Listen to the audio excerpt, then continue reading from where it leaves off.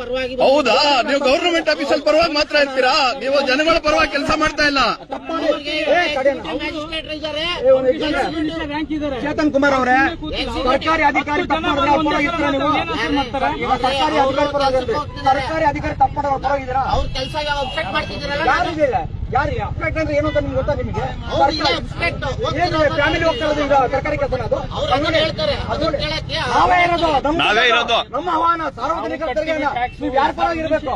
ನೀವು ಏನಿದೆ ಫ್ಯಾಮಿಲಿ ಹೋಗೋದಂತ ಇದೆಯಾ? ನೋಡ್ರಿ, ಫ್ಯಾಮಿಲಿ ಸಮೇತ ಎಲ್ಲಿಗಾರು ಹೋಗ್ಬೋದು, ಸರ್ಕಾರ ಇದೆಯಾ ನೋಡಿ ಸರ್. ನೋಡಿ, ನೀವು ನಿಮ್ ಕೆಲಸ ಮಾಡಿದ್ರೆ ಚೇತನ್ ಕುಮಾರ್, ನೀವು ಯಾರ್ದೋ ಪರವಾಗಿ ವಹಿಸಬಾರ್ದು. ಒಳ್ಳೇದಲ್ಲ ರೀ, ನೀವು ಕಾನೂನು ಕಾಪಾಡಬೇಕಾಗಿರೋದು. ಕರ್ನಾಟಕ ಆರ್ಥಿಕ ಸಂಹಿತೆ 174 ಓದಿ. ಯಾವ್ದು ಫ್ಯಾಮಿಲಿ ಹೋಗೋದಂತ ಇದೆಯಾ? ಲಾಗ್ ಬುಕ್ ಎಲ್ಲಿದೆ ಕೇಳಿ, ಲಾಗ್ ಬುಕ್ ಎಲ್ಲಿದೆ ಕೇಳಿಯಪ್ಪ. ಲಾಗ್ ಬುಕ್ ಕೇಳಿ, ಲಾಗ್ ಬುಕ್ ಇರ್ಲಿ. ಬನ್ನಿ, ನೀವು ಲಾಗ್ ಬುಕ್ ಕೇಳಿ, ಲಾಗ್ ಬುಕ್ ಕೇಳಿ.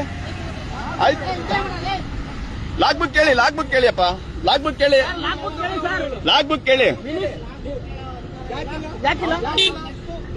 ಲಾಗ್ ಬುಕ್ ಕೇಳ್ರಿಯಪ್ಪ. ನಿಲ್ಸಪ್ಪ, ಸ್ಟಾಪ್ ಮಾಡಪ್ಪ. ನೀನು ನಿಲ್ಲಿದ್ರೆ ನೀವೇನ್ರಿ ಗಾಡಿ?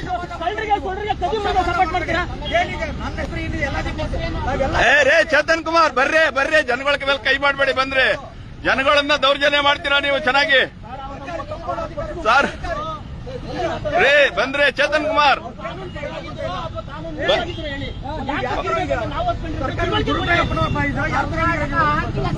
ಹ್ಞೂ ರೇ. ನಾವು ನೋಡ್ರಿ, ನಾಗರಿಕ ಸಂಹಿತೆ ಓದ್ರಿ. ನಾನು ಒಬ್ಬ ನಾಗರಿಕನ ಕೇಳ್ತಾ ಇದ್ದೀನಿ. ನಾಗರಿಕರ ಸಂಹಿತೆ ಓದ್ರಿ ನೀವು.